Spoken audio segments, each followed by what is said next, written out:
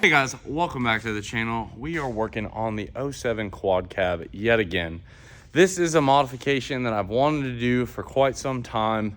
As you guys could see in the footage, I had Nick from Fluid Dampener swing by, did a little interview, and he actually helped me get this all set up so I could tack it before he left. So big thank you to them.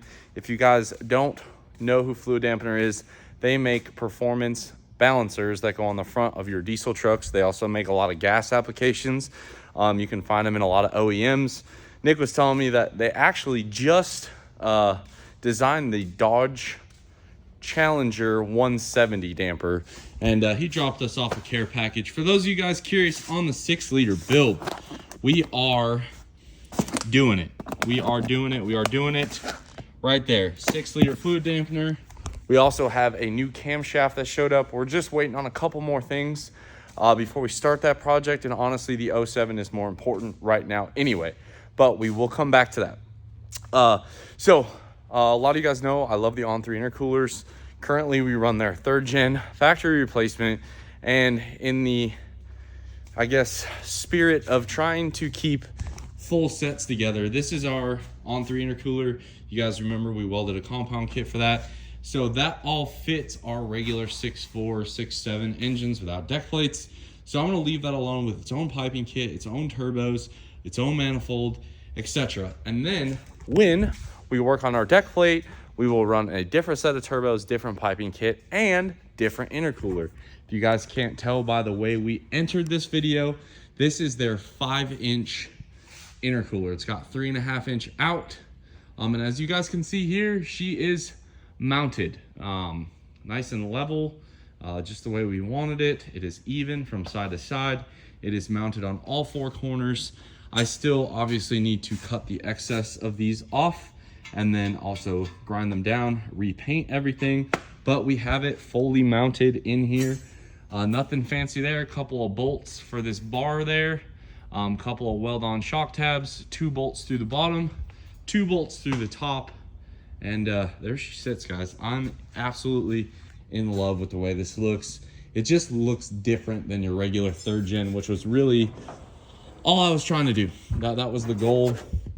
You guys see there, plenty of clearance, even with the grill guards. Obviously, your air conditioning no longer will work, but that's not an issue for us. To get the pipe around here, I ordered some cast 3.5-inch elbows, tight radius, that are gonna go right through here and also right through here. I figured cast would be stronger, and then we'll go from cast to the Vengeance to our stainless pipe. Once we get our deck plate engine inside of this truck, we can build the rest of the compound kit. But this is it. She's a thick boy. The OEM replacement ones are 3 inches. These are 5 inches. Doing rough math on volume and stuff, this one intercooler should provide us with just as much cooling as our big one over there, but it takes up less room. It's a lot easier to get this in and out, given the old one, just it's lighter as well. So you lose a little bit of the aluminum heatsink, but we got it spaced nice. You guys look over here. I made the angle of this match the angle of the radiator, and we got a nice little 3/4 inch gap, 1 inch gap, uniform across there. And this should work out really well. I've seen a lot of companies use these in their big compound kits on trucks that don't have a front end. I just wanted to be different and make it on a regular truck. So this is kind of where I'm gonna end tonight. We'll pick this video back up tomorrow. I think you guys are gonna be shocked on what we're doing.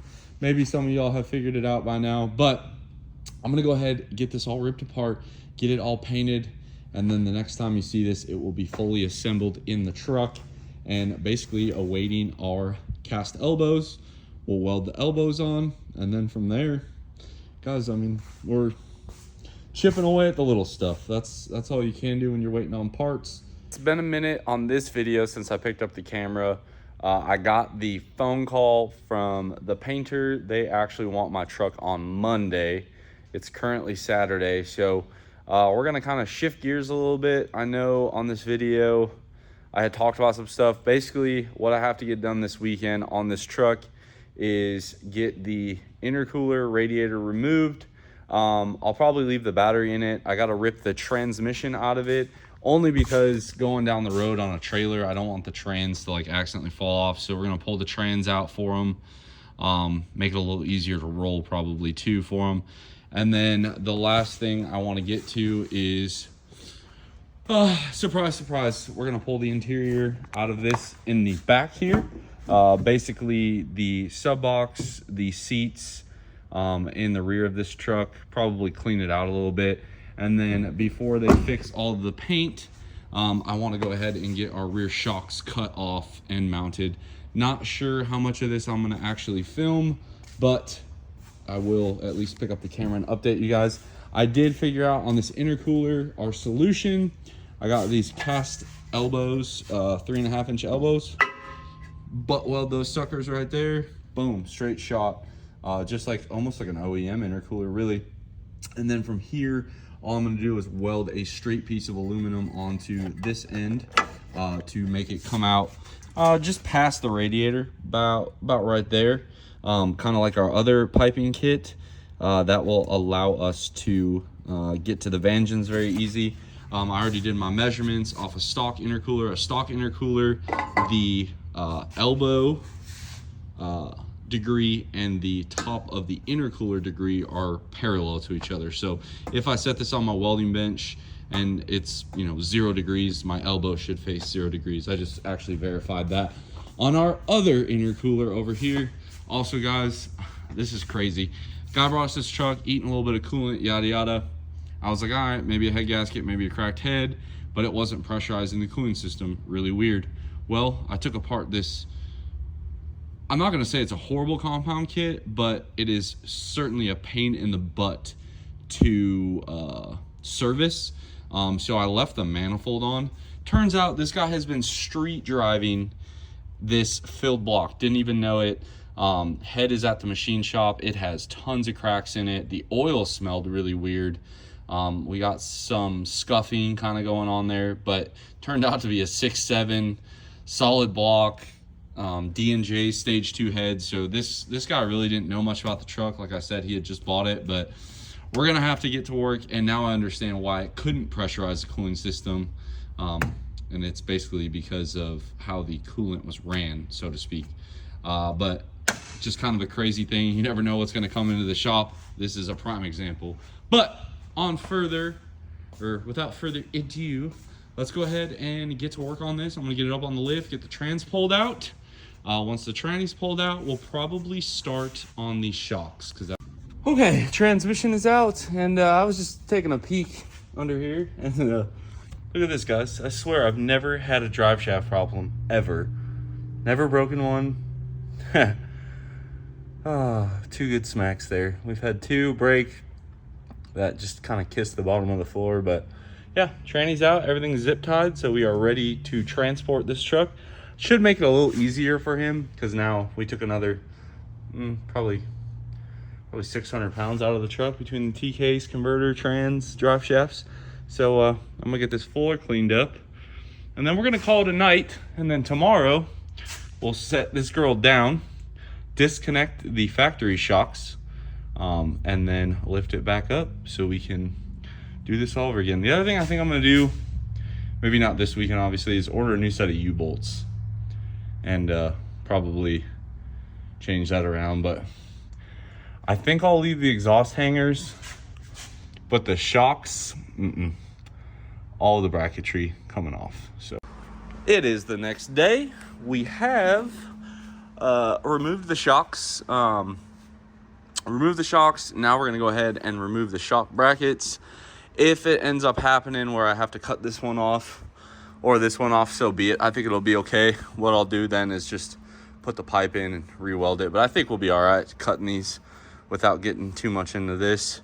But that's basically where the shocks, the fire pump bracket's gonna end up, about center of these here. And then from there, we'll weld a piece of DOM from frame rail to frame rail there, and we should be good to go. Got everything ground down. I did myself a favor and I ground down a bunch of other things that were also kind of surface rusting a little bit. My buddy Gordon shot me right in the heart with how crusty this thing had gotten. So we went ahead and we really hit all the rust bubble spots, and I just, maybe now he'll stop talking smack. But yeah, basically took this opportunity to go ahead and just get everything cleaned up. Got everything painted, and then now I just moved everything out of the way. I had a bunch of drop cloths and stuff here because I didn't want to get it all over my paint, or especially that guy's paint. So I got all that cleaned up, got the floor mopped and everything. So now we can actually go ahead and start on the shocks. For those of you guys that are unfamiliar, this is the shock kit that Fire Pump sends. And what really makes it unique isn't really anything that crazy. It's that these shock brackets that Fire Punk sell actually fit a 4-inch axle tube. So in the previous time, you used to buy the 3 or 3.5 from Summit or Jegs or whatever, and then you would essentially have to radius this. And actually, I'm being dumb, these go down like this, but that's how they get welded on. This brake line gets in the way. This one, I want to say didn't. Yeah, see, it doesn't get in the way. But basically, you want them straight up and down. For what I have found, okay, on making sure everything is straight, if you look, this part of the axle tube is longer or shorter than this part of the axle tube. So what I do is I actually measure off of the perch here, this part over, draw my line, get these in place, tack them in. This is a cast tube, so we will preheat this. I just take a torch and just kind of heat it up for, you know, a couple minutes. It does help with the welding process. So I'm gonna get this jigged up. I usually use magnets to achieve the correct, I guess, pitch. And because this truck is actually sitting kind of at an angle on this lift, because that one arm just has more give than the rest, what we will do is we will put our angle finder on top of the axle, figure out what it is left to right, or like this way, and then we'll, you know, cheat it so that way we get it in the right spot. But the first thing I'm gonna do is draw my lines, get these tabs welded in, and then up here you guys can see where we clean the frame off there and there. That is where our piece of tubing will go across and hook up to our shocks. So I'm gonna get all of this kind of situated, get everything tacked in, and then I'll show you guys, and then you guys can watch me burn it all in. I decided to put my tabs on before I put the bar in. That way I can make sure the angle is perfect. So I TIG welded these on the bench. I think for up here, just given the area that I have to weld, I think what I'll do is I'll MIG weld this bar in to the frame rail, and then basically what I want to do, I want to make sure this looks right.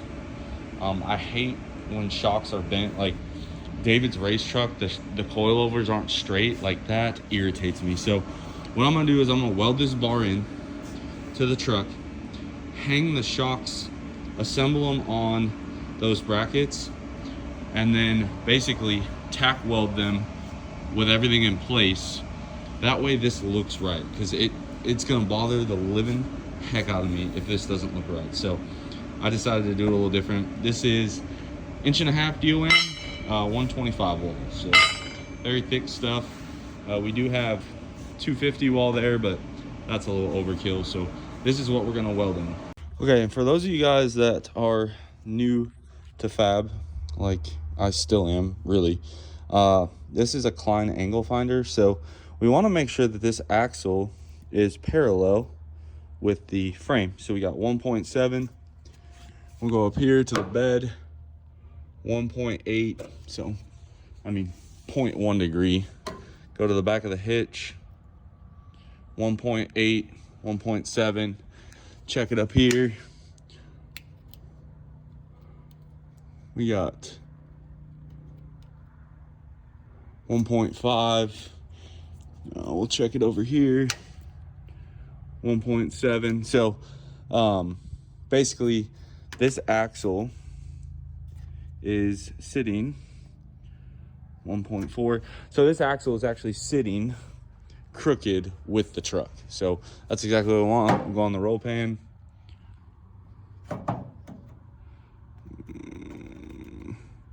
.5. So you guys get the gist. So if I weld our bar in, so we'll go this measurement right here, 1.5. The bar should be 1.5, the same angle as the truck is. And that will make sure that our bar is in fact straight. Then what I'll do is I'll actually set this truck all the way down to ride height, and I will burn in the bottom parts once I get all the shocks set up. So that's what I'm gonna work on. We have our corners all burned in. I am going to add a gusset, basically a little triangle that grabs the bar and goes down to the frame on both sides. I'll add that a little bit later. But you guys can see there, 1.6, 1.5,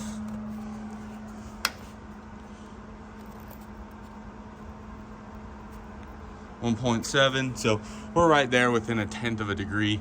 Should be just absolute money. And now you guys can see why I chose to weld these tabs beforehand.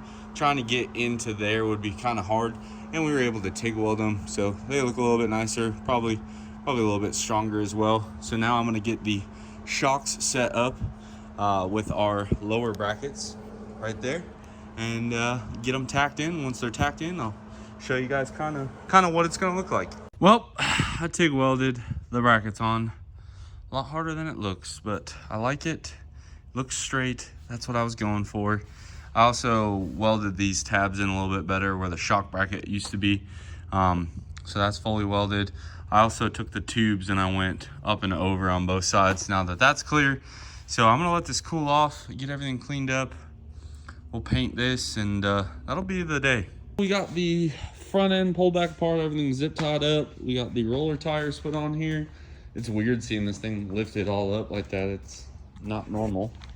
And then under here, you guys can see our shocks. I ran out of paint, so this is the way it'll sit. But I love how these are straight up and down. That was the goal.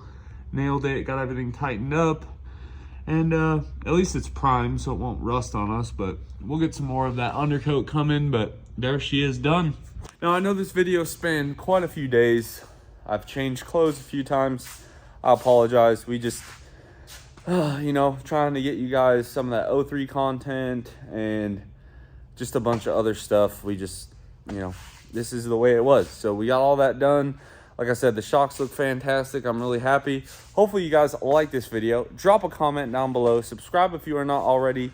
And as always, guys, I will catch y'all on the next one.